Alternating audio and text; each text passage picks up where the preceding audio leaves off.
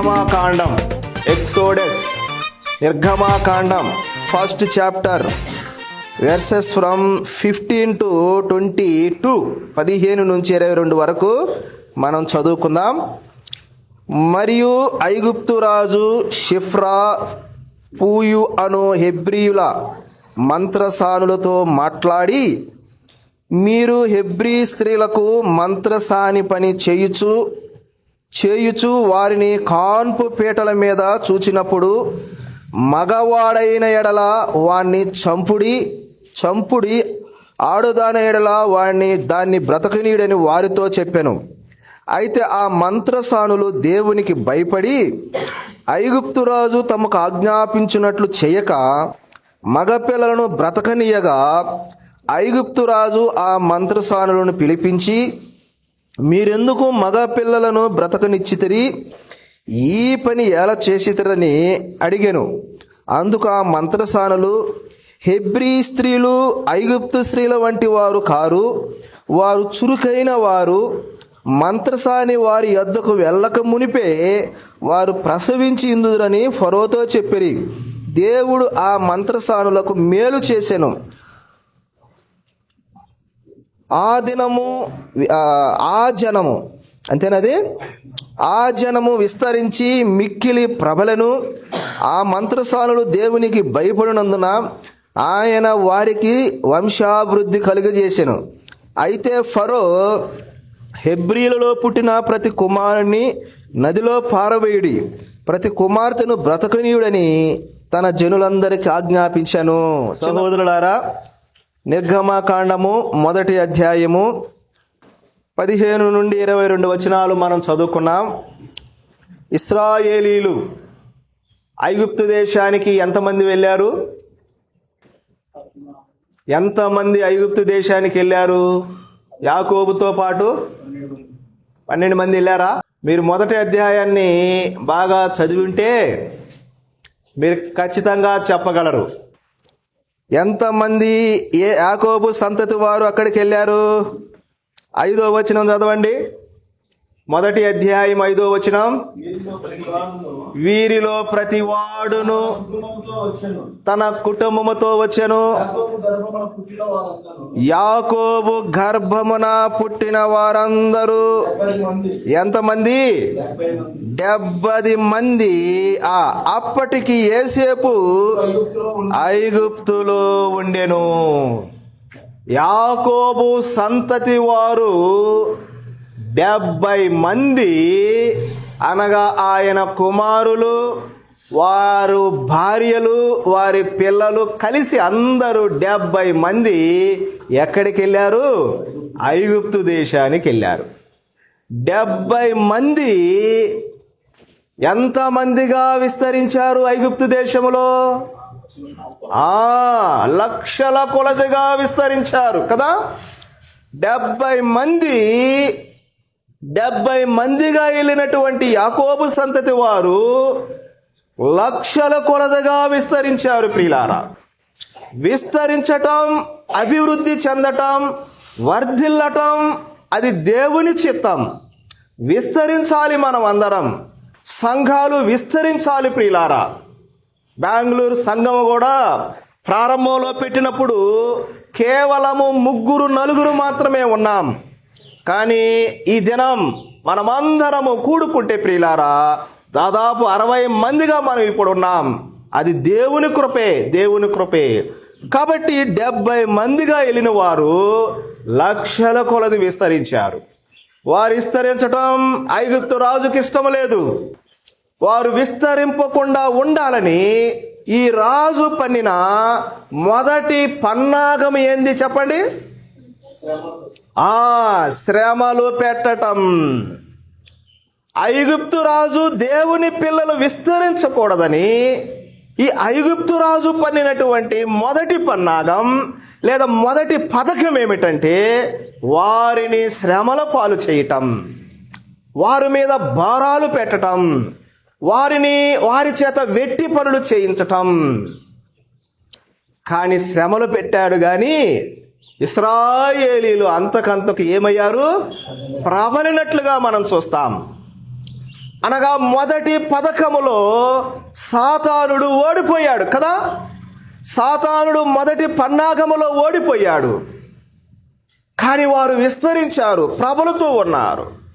ఇప్పుడు సాతానుడు వారు విస్తరింపకూడదని ఇప్పుడు రెండవ పథకాన్ని అమలు చేస్తూ ఉన్నాడు.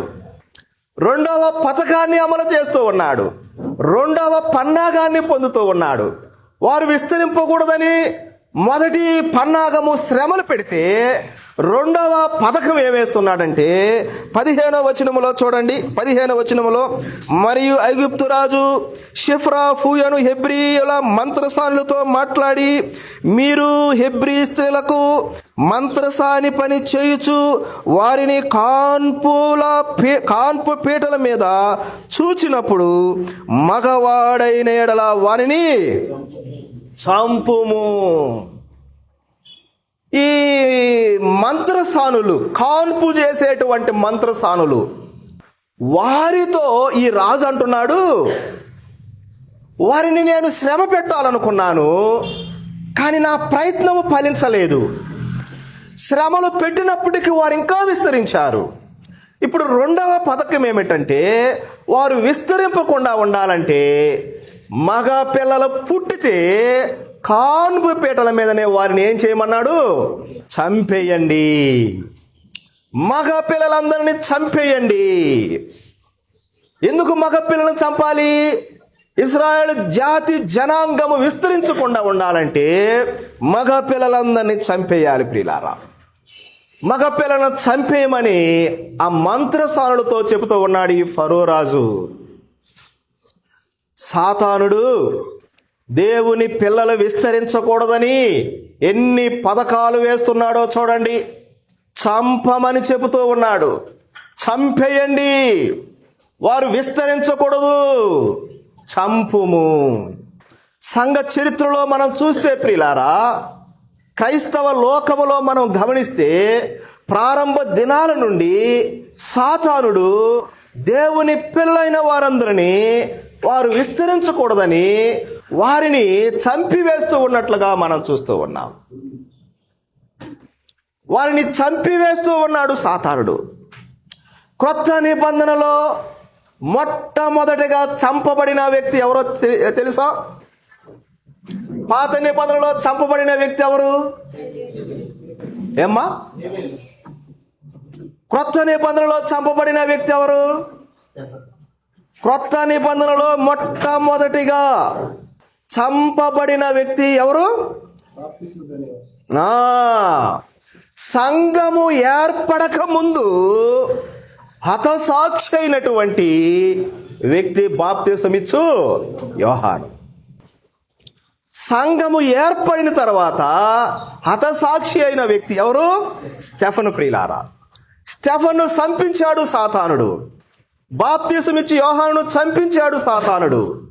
అపోస్తుల కార్యం 12వ అధ్యాయంలో మనం చూస్తే యోహాను సహోదరుడైన యాకోబును ఖడ్గంతో ఏం చేశాడు? చంపించాడు. ప్రియులారా, తల నరికించాడు. ఈ ఐగుప్తు రాజు అంటున్నాడు, మగ పిల్లలందరినీ చంపేయండి, వారు విస్తరించకూడదు, వారు అభివృద్ధి చెందకూడదని ఆ మగ పిల్లలను చంపేయమని చెబుతూ ఉన్నాడు. హేరోదు రాజు కూడా, ఫరో రాజు కూడా అదిగో దేవుని పిల్లలు విస్తరించకూడదని యాకోబును చంపించాడు, స్టెఫన్ను చంపించాడు, బాప్తిసమిచ్చి యోహానును చంపించాడు. అంత మాత్రమే కాదు, సంఘ చరిత్రలో నీరో చక్రవర్తి ఉన్నాడు కదా. నీరో చక్రవర్తి క్రూరుడు. అతను క్రైస్తవులను ఎంతో భయంకరంగా హింసించాడు. ప్రియులారా, అతడు ఏం చేశాడో తెలుసా? ఈ నీరో చక్రవర్తి ఎంత క్రూరుడంటే, ఆ నీరో చక్రవర్తికి ఒక ప్రియురాలు ఉండేది. ఆమె అన్నది ఆ నీరో చక్రవర్తితో, నీవు నీ తల్లిని చంపేయాలి, నీ తల్లిని నువ్వు చంపితేనే నేను నిన్ను వివాహము చేసుకుంటానని ఆ నీరో చక్రవర్తి తల్లి అంటుంది. ప్రియురాలు అంటుంది. ఈ నీరో చక్రవర్తి తన ప్రియురాలు కోసం ఏమి చేశాడో తెలుసా? తన తల్లిని ఒక పడవలో ఎక్కించి తన దగ్గర పనిచేసేటువంటి ఒక వ్యక్తితో, ఇదిగో నా తల్లిని నువ్వు సముద్రంలోనికి తీసుకుని వెళ్ళు, కొంత దూరం పోయిన తర్వాత నా తల్లిని సముద్రంలో తోసేసి చంపేయమని చెప్పాడు. నీరో చక్రవర్తి చెప్పినట్లుగా తన దగ్గర పని చేసేవాడు తన తల్లిని ఆ పడవలో తీసుకుని వెళ్ళాడు. సముద్రము కొంత దూరం వెళ్ళాడు. అక్కడికి వెళ్ళిన తర్వాత ఆమెను సముద్రంలో తోసేసి చంపేశాడు ప్రియులారా. అంతటి క్రూడు నీరో చక్రవర్తి. ఈ నీరో చక్రవర్తి రోమా దేశములో లేదా రోమా ప్రాంతములో ఒక పెద్ద స్టేడియం కట్టించాడు.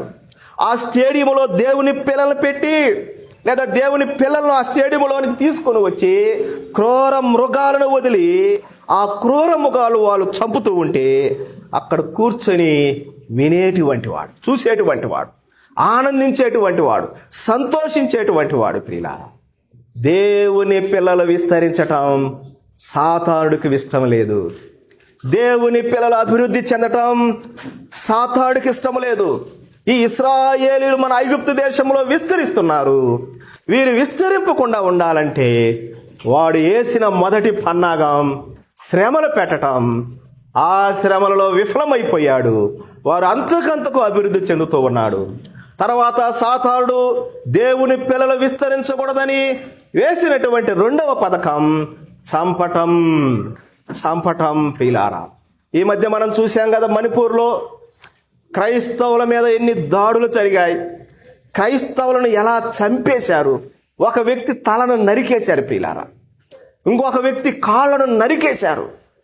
అంతటి ఘోరంగా హింసించారు. దేవుని పిల్లలకు మరణాలు వస్తూ ఉన్నాయి. మరణాలు ఇస్తూ ఉన్నాడు సాతానుడు. ఇతరులు రేపుతూ ఉన్నాడు వాళ్ళని చంపడానికి. దేవుని పిల్లలు విస్తరించకూడదు, కాన్పు పీటల మీద చంపమన్నాడు. వాళ్ళు ఏం చేశారో చూడండి. ఆ మంత్రసానులు ఏం చేశారో చూడండి. 17వ వచనంలో, అయితే ఆ మంత్రసానులు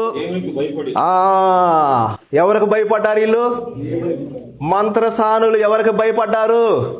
దేవునికి భయపడి. అలాగైతే ప్రియులారా, ఈ మంత్రసానుల నుండి మనం ఏమి నేర్చుకోవాలి? రాజు ఆజ్ఞను వాళ్ళు అతిక్రమించారు.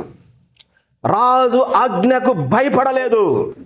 రాజు మాటలను లెక్క చేయలేదు ఆ మంత్రసానులు. మేము ఈ రాజుకు భయపడం, ఈ రాజు మాటలు మేము వినము. ఎవరికి భయపడుతున్నారు ఈ మంత్రసానులు? దేవునికి భయపడి. అలాగైతే మనం ఎవరికి భయపడాలి? మనము ముఖ్యమంత్రులకు భయపడాలనా? మనము ప్రధానమంత్రికి భయపడాలనా?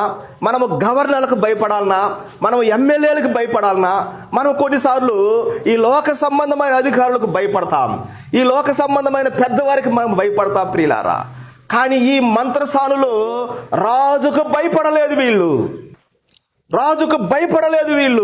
వీళ్ళు దేవునికి భయపడిన వారు. దేవుని వాక్యంలో మనం చూస్తాం, షడ్రక్, మేషక్, అబేద్నెగోలు ఏమి శాసనం రాయబడింది? ఎవరు ఏ దేవునికి మొక్కకూడదు, ఎవరు ఏ దేవునికి ఏ విగ్రహానికి మొక్కకూడదు. కేవలం నెబుకద్నెజరు రాజు యొక్క విగ్రహానికే మొక్కాలని చెప్పినప్పుడు షడ్రక్, మేషక్, అబేద్నెగోలు వాళ్ళు భయపడ్డారా? చెప్పండి. వాళ్ళు భయపడలేదు. వాళ్ళు, మా దేవుడు మమ్మల్ని రక్షించుటకు సమర్థుడు, నీకు సంజాయిషి చెప్పవలసిన అవసరం మాకు లేదు, నీకు భయపడవలసిన అవసరం మాకు లేదు. భయపడలేదు ప్రియులారా వాళ్ళు. ఆది అపోస్తులు సువార్తను ప్రకటిస్తూ ఉంటే ఈ పరిసయ్యులు, శాస్త్రులు అన్నారు, మీరు యేసును గూర్చినటువంటి సువార్తను ఎంత మాత్రము ప్రకటించకూడదని వారికి ఖండితముగా ఆజ్ఞాపించారు. అయినా వాళ్ళు ఏం చేశారు? సువార్తను ప్రకటించారు. అప్పుడు వాళ్ళు అన్నారు, మేము మీకు ఖండితముగా ఆజ్ఞాపించాము కదా, మీరు సువార్తను ప్రకటించకూడదని. ఎందుకు మీరు సువార్తను ప్రకటిస్తున్నారంటే వాళ్ళు అన్నారు, మేము మీ మాట వినాలా, దేవుని మాట ఎట్లుందా మాట?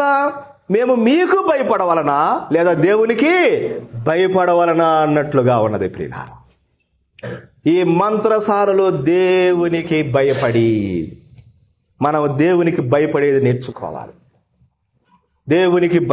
వాళ్ళు దేవునికి భయపడి ఐగుప్తు రాజు తమకు ఆజ్ఞాపించినట్లు చేయక మగ పిల్లలను బ్రతకనీయగా ఐగుప్తు రాజు ఆ మంత్రసానులను పిలిపించి, మీరెందుకు మగ పిల్లలను బ్రతకనిచ్చితిరి? ఈ పని ఎలా చేసిదరని అడిగాను.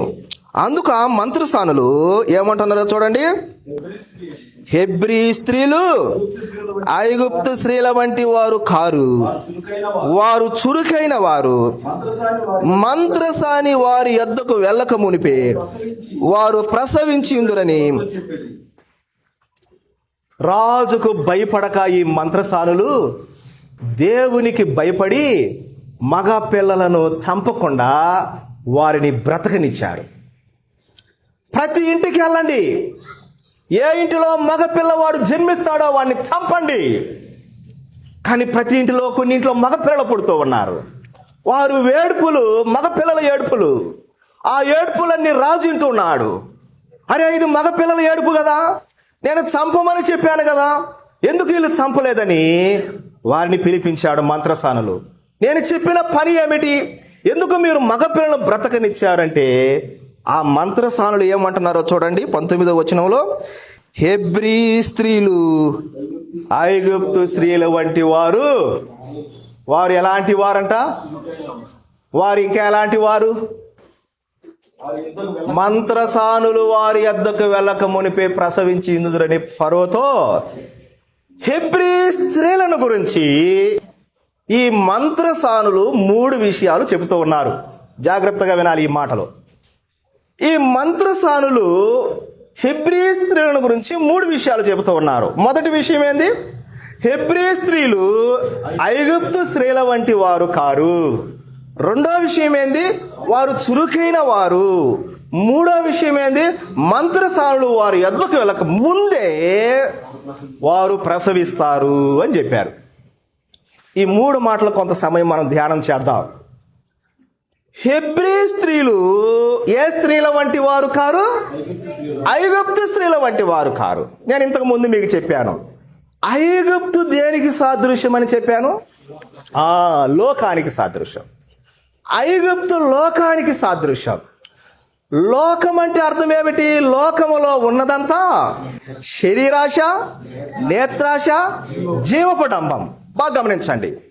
ఈ హెబ్రీ స్త్రీలు ఉన్నారే, ఈ ఇశ్రాయేలీల జాతికి సంబంధించిన స్త్రీలు ఉన్నారు కదా, ఈ దేవుని పిల్లలైన స్త్రీలు ఉన్నారు కదా, ఈ రక్షణ పొందిన స్త్రీలు ఉన్నారు కదా, ఈ మారు మనసు పొందిన స్త్రీలు ఉన్నారు కదా, ఈ మారు మనసు పొందిన హెబ్రీ స్త్రీలు, రక్షణ పొందిన హెబ్రీ స్త్రీలు, దేవుని పిల్లలైన హెబ్రీ స్త్రీలు ఐగుప్తు స్త్రీల వంటి వారు కారీళ్ళు. అంటే దాని అర్థం ఏంది? ఐగుప్తు స్త్రీలకి ఏముంటుందంట? నేత్రాశ ఎక్కువ. వీళ్ళకి ఐగుప్తు స్త్రీలకి ఏం ఆశ? నేత్రాశ ఉంటుంది. లోకస్తులకి నేత్రాశ ఉంటుందండి. దేవుణ్ణి నమ్మని వాడికి కంటికి కనిపించిందల్లా కావాలి. రక్షణ లేని వారికి కంటికి కనిపించిందంతా అనుభవిస్తారు.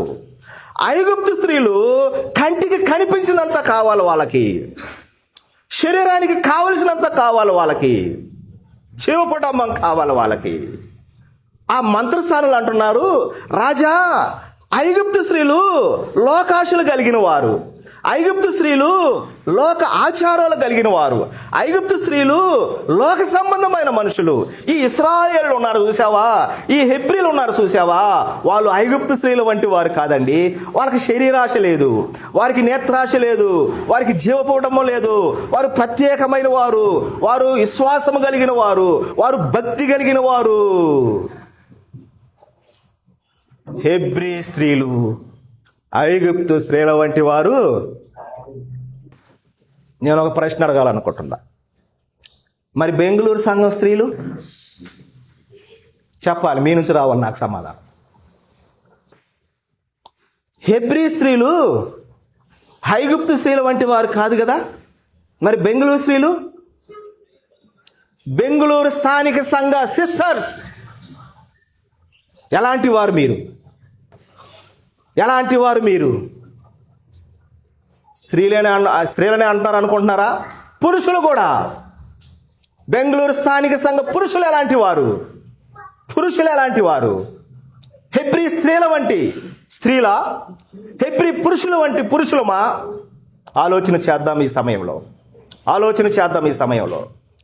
హెబ్రీ స్త్రీలకు విశ్వాసం లేదు, ఐగుప్తు స్త్రీలకు విశ్వాసం లేదు వాళ్ళకి. ఐగుప్తు స్త్రీలకు దేవుడు అంటే భయం లేదు వాళ్ళకి. ఐగుప్తు స్త్రీలు లోకాకర్షణకు లోనైపోయేవారు. వాళ్ళు లోక ఆచారాలు కావాలి వాళ్ళకు. కానీ దేవుని రక్షణ పొందిన మారు మనసు పొందినటువంటి సహోదరులకి ఏముండాలి? అలాంటి సాక్ష్యం ఉందా మనకు? అలాంటి సాక్ష్యం ఉందా మనకు? బెంగళూరు స్థానిక సంఘ సహోదరులు వారు లోకములో ఉండే స్త్రీల వంటి వారు కాదండి. వాళ్ళు బెంగళూరు స్థానిక సంఘములో ఉండే పురుషులు, వాళ్ళు లోకములో ఉండే పురుషుల వంటి వారు కాదండి. వాళ్ళు ప్రత్యేకమైన వారండి. వారు ఒకళ్ళొకళ్ళు ఆదరించుకుంటారు, వాళ్ళు ఒకళ్ళొకళ్ళు క్షమించుకుంటారు, వాళ్ళు ఒకళ్ళొకళ్ళు మాట్లాడుకుంటారు, వాళ్ళు ఒకళ్ళొకళ్ళు చాడీలు చెప్పుకోరు, వాళ్ళు ఒకళ్ళొకళ్ళ మీద చెప్పుకోరు, తిట్టుకోరు, తడి చేయరండి. వాళ్ళు చాలా మంచివారండి. బెంగళూరు సిస్టర్స్, బెంగళూరు బ్రదర్స్ చాలా మంచివారండి. ఉందా మనకి ఇలాంటి సాక్ష్యం? ఇలాంటి సాక్ష్యం మనకుందా? మనము ఐగుప్తు వంటి వారమా? మనము హెబ్రీల వంటి వారమా? ఈ సమయంలో ఆలోచన చేయాలి. ఈ మంత్రస్థానులు అంటున్నారు, రాజా హెబ్రీ స్త్రీలు ఐగుప్తు స్త్రీల వంటి వారు.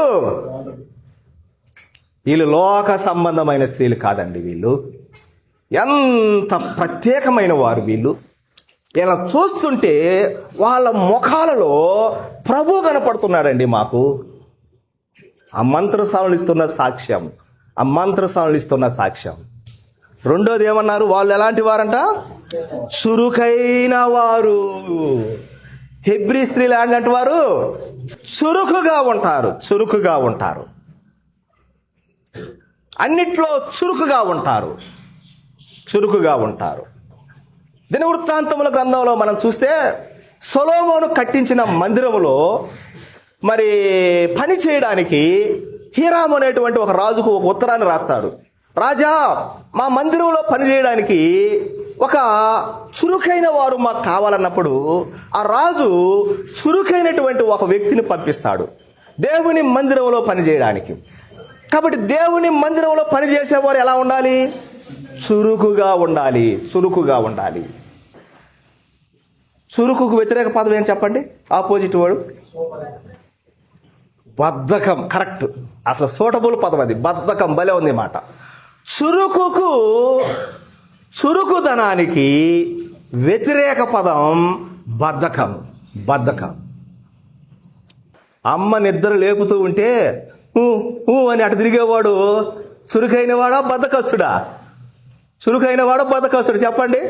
ఏమండి పిల్లలు, మీ మదర్స్ మిమ్మల్ని లేపుతూ ఉన్నప్పుడు వెంటనే లేస్తున్నారా? ఇప్పుడు కాదు మమ్మీ, ఈరోజు సెలవు మమ్మీ, ఈరోజు కాసేపు పనుకుంటాను మమ్మీ. దేవుని పిల్లలు ఎలా ఉండాలి? చురుకుగా. హెబ్రీ స్త్రీలు ఎలాంటి వారు? చురుకైన వారు. బద్ధకముగా పనిచేసేవాడు ఏమవుతాడు? ఉంది సామెతల గ్రంథంలో,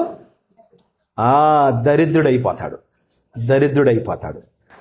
తర్వాత మూడోది ఏం చెప్పారు చెప్పండి? వాళ్ళు వెళ్ళక ముందే ప్రసవిస్తారు అని చెప్పారు. ఇందులో నాకు తగిలిన ఒక మాట ఏంటంటే, వారు మంత్రసాని వారి యొద్దకు వెళ్ళక మునిపే వారు ప్రసవించుదురని ఫరోతో. ఈ వచనంలో నా మనసును ఆకర్షించిన ఒక పదం మునిపే అని ఉంది కదా. అక్కడ ఏముంది? వెళ్ళక మునిపే అనే మాట ఉంది. అంటే హెబ్రీ స్త్రీలంట వారి యొద్దకు మంత్ర స్త్రీలు డెలివరీ చేయడానికి వెళ్ళక ముందే వాళ్ళు ప్రసవిస్తారు. ఈ మంత్రసానులు పోయి వారికి ఏదేదో చేయవలసిన పని లేదు. ఈ మంత్రసానులు పోయి వాళ్ళకు నొప్పులు రావడానికి ఇంజక్షన్లు వేయాల్సిన పని లేదు. ఈ మంత్రసానులు వెళ్ళి వాళ్ళకు సిజేరియన్ చేయాల్సిన పని లేదు. ఈ మంత్రసానులు వెళ్ళి వాళ్ళకి డెలివరీ చేయకముందే వీరు వెళ్ళక ముందే అంటే దాని అర్థం ఏంది? వెళ్ళక ముందే. ఒక ఎగ్జాంపుల్ చెప్తాను. స్కూల్స్లో, కాలేజెస్లో రన్నింగ్ రేసులు జరుగుతాయి కదా. ఇప్పుడు ఇప్పుడు మన సందేశు, మాన్యుయేలు, తర్వాత కౌశిక్, తేజస్, వీళ్ళ నలుగురిని ఇక్కడ నిలబెట్టి వీళ్ళ రన్నింగ్ రేస్ చేపియాల. 1, 2, 3 అంటారు కదా, 1, 2, 3 అనగానే ఏం చేయాలి? వాళ్ళు పరిగెత్తాలి. ఇప్పుడు నలుగురు ఇక్కడ నిలబడి ఉన్నారు. నేనేం చెప్పాను? 1 అన్నాను, 2 అన్నాను, 3 అనగానే వాళ్ళు ఏం చేయాలి? పరిగెత్తాలి. కానీ ఈ నలుగురిలో ఒక వ్యక్తి, ఇద్దరు ఏం చేస్తారు తెలుసా? 1, 2 అనగానే పరిగెడతారు. 2 అనగానే ఏం చేస్తారు? కొంతమంది పరిగెత్తరా? 2 అనగానే పరిగెత్తే వాళ్ళు ఉన్నారు. అంటే 3 చెప్పకముందే, 3 చెప్పకముందే, మంత్రసాని వారి యొద్దకు వెళ్ళకముందే, 3 చెప్పకముందే, అంటే అంత హుషారుగా ఉంటారు, అంత యాక్టివ్గా ఉంటారు. మేము పరిగెత్తాలి, మేము ముందుండాలి. మంత్రసానులు వారి యొద్దకు వెళ్ళక ముందే, అంటే స్త్రీలన్న వారు అంటే హెబ్రీ స్త్రీలే. ఈ ఇశ్రాయేలు స్త్రీలు ప్రతి విషయములో ఎట్లా ఉంటారంట? ముందుంటారు అని దాని అర్థం. ముందుంటారు. 3 చెప్పక ముందే వచ్చేస్తారా వీళ్ళు? 3 చెప్పక ముందే పరిగెడతారు వీళ్ళు, అంత ముందుంటారు. హెబ్రీ స్త్రీలు వెనక ఉండేవారు కాదు. వీళ్ళు హెబ్రీ స్త్రీలు వెనక వంటి వారు కాదు. హెబ్రీ స్త్రీలు బద్ధకంగా ఉండేవాళ్ళు కాదు. స్త్రీలే కాదులే, పురుషులు కూడా. హెబ్రీ పురుషులు బద్ధకస్తులు కాదు. హెబ్రీ పురుషులు చురుకైన వారు. హెబ్రీ పురుషులు ముందుగా ఉంటారు. వీళ్ళు ప్రతి విషయంలో ముందుగా ఉంటారు. మరి మనం ముందా వెనకున్నామా? ముందున్నాం. మనం వెనకంటే వెనక కూర్చోవడం కాదులే. కొన్ని పనులలో, కొన్ని క్రియలలో, ఆత్మ సంబంధమైన విషయాలలో ముందు ఉండటం. అన్నిట్లో మనం ముందుండాలి. ప్రియులారా, హెబ్రీ స్త్రీలకు ఎలాంటి లక్షణాలు ఉన్నాయి చూడండి. వాళ్ళు ఐగుప్తు స్త్రీల వంటి వారు కారు. వారు చురుకైన వారు. 3వది, వారు ముందుండేవారు. అన్నిట్లో ముందుంటారు అని ఆ రాజుతో చెప్పారు. ఫరో రాజుతో చెప్పాడు. దేవుడు ఆ మంత్రసానులకు ఏం చేశాడు? మేలు చేశాడు. ఎవరికి మేలు చేశాడు? ఎందుకు మేలు చేశాడు చెప్పండి? అది ఆ మాట చెప్పాలి. వాళ్ళు దేవునికి ఏం చేశారు? ఆ మంత్రసానులు భయపడ్డారు. కాబట్టి ఆ మంత్రసానులకు దేవుడు ఏం చేశాడు? నేను ఒక ప్రశ్న అడుగుతా. దేవుడు మనకు మేలు చేయాలంటే మనం ఏం చేయాలి చెప్పండి? అంతే, ఇంకేం పెద్ద విశేషమేమి లేదు అక్కడ. ఆ మంత్రసానులకు దేవుడు ఎందుకు మేలు చేశాడంటే వాళ్ళు దేవునికి భయపడ్డారు. అంతే, సింపుల్గా. సహోదరులారా, నీకు దేవుడు మేలు చేయాలంటే, దేవుడు నీకు మేలు చేయాలంటే, దేవుడిని ఆశీర్వదించాలంటే, నువ్వు కావలసినది దేవుని యొద్ద నుండి పొందాలంటే దేవునికి భయపడు చాలు. దేవునికి భయపడండి చాలు. మనమందరము దేవునికి భయపడాలి. యేసేపు అన్నాడు, నా అన్నదమ్ములు నేను ఎందుకు క్షమించానో తెలుసా? నాకు చేసిన నేరం ఏందో తెలుసా? వాళ్ళు నన్ను చంపాలని చూశారు. నా అన్నదమ్ములు నన్ను ఒక గుంటలో పడేశారు. నా అన్నదమ్ములను దిక్కులేని వారిగా చేశారు. కానీ నేను ఎందుకు నా అన్నదమ్ములను క్షమించానో తెలుసా? నేను ఎవరికి భయపడువాడను? దేవునికి భయపడువాడను. నువ్వు దేవునికి భయపడేవాడు అయితే ప్రియులారా, మనం క్షమించేది నేర్చుకుంటాం.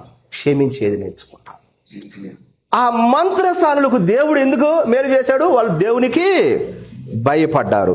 అసలు దేవుడు మనకు మేలు చేయాలంటే మనం ఏం చేయాలో ఒక 2-3 వచనాలు చూపించి నేను ముగిస్తాను. చూడండి, దేవుడు మనకు మేలులు చేయాలంటే మనం ఏం చేయాలి? ఒకటి, దేవునికి భయపడాలని చూసాం కదా. రెండోది చూడండి, యోబు గ్రంథం, the book of Job, chapter 22-21, 22 అధ్యాయం 21 వచనం. త్వరగా చదవాలి, మీరే చదవాలి.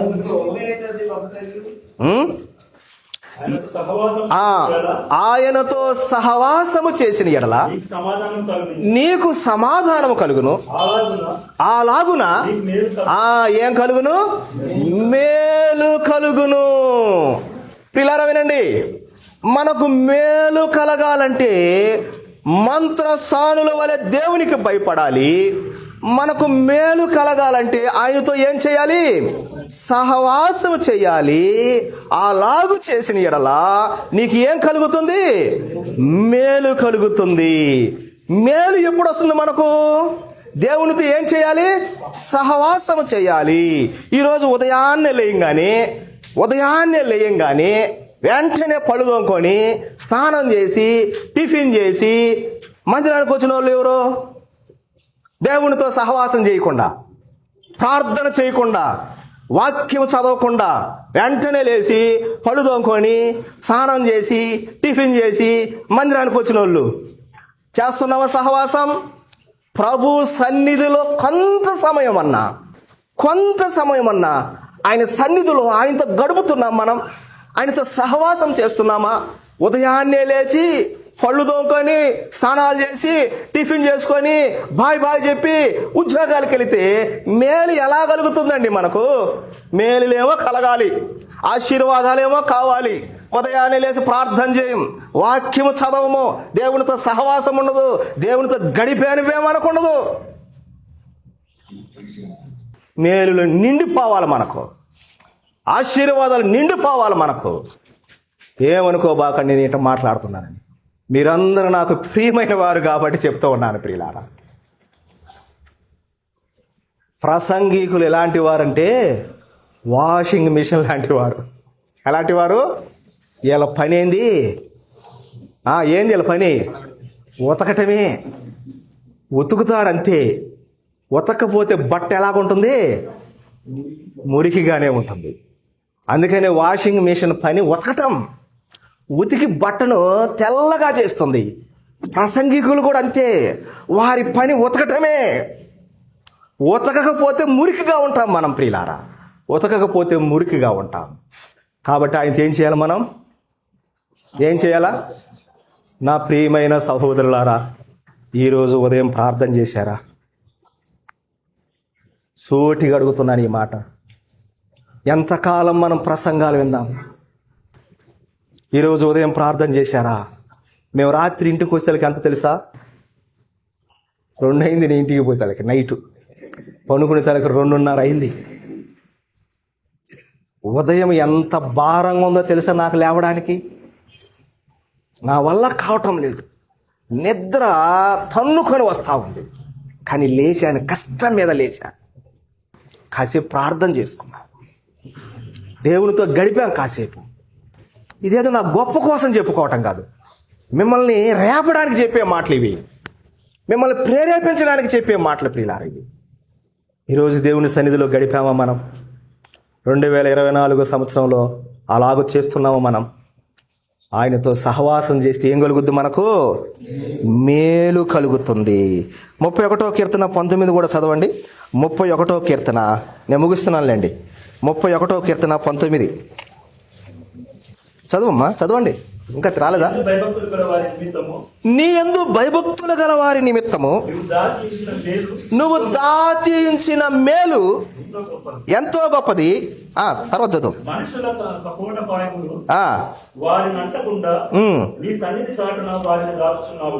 34:10 కూడా చదువు. కీర్తన 34:10. కీర్తన 34:10. లేమి గలవై ఆకలి కొను.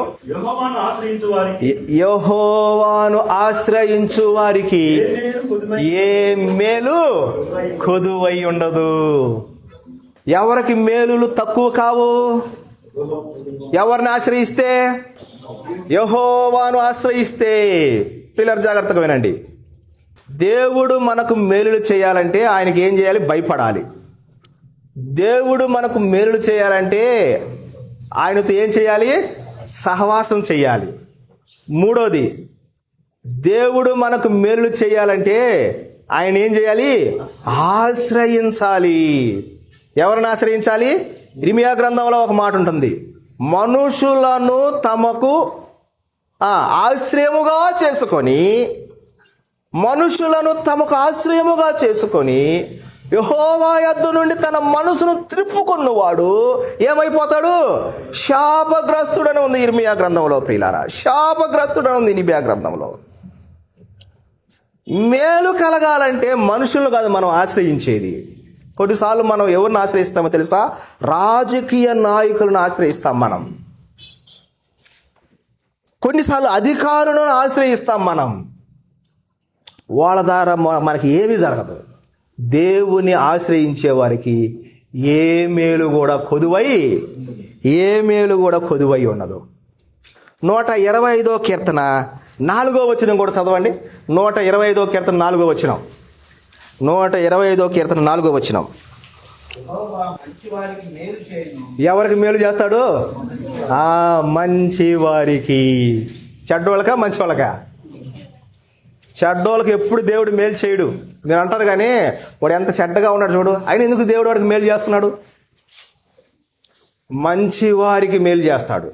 ఆఖరిగా ఒక వచనం చూపిస్తా, లాస్ట్ ఫైనల్ వచనం, రోమా 8:28. దాన్ని కంఠస్థం చేయలేదా మీకు? కంఠస్థం వచ్చేసేలా, అది అసలు అది ఫెమిలియర్ వర్డ్. అది రోమా 8:28 మీకు తెలుసు కానీ ఆడ చూస్తే అర్థమవుద్ది, ఓహో ఇది అదే అని. దేవుణ్ణి ప్రేమించు వారికి, అనగా ఆయన సంకల్పం చొప్పున పిలువబడిన వారికి మేలు కలుగుటకై. ఎవరికి మేలు కలుగుతుంది? ఆయన్ను ప్రేమించే వారికి, దేవుణ్ణి ప్రేమించే వారికి ఏం కలుగుతుంది? మేలు కలుగుతుంది. చూసారా, మేలులు ఎన్ని రకాలుగా కలుగుతాయంట? దేవునికి భయపడితే, ఆయనతో సహవాసం చేస్తే, 3వది ఆయన ఆశ్రయిస్తే, 4వది మంచి వారికి మేలు కలుగుతుంది, 5వది ఆయన ప్రేమించే వారికి ఏం కలుగుతుంది? మేలు కలుగుతుంది. ఇప్పుడు 20వ వచనం చదువుతారా? అది నిర్గమకాండం 1వ అధ్యాయం 20వ వచనం.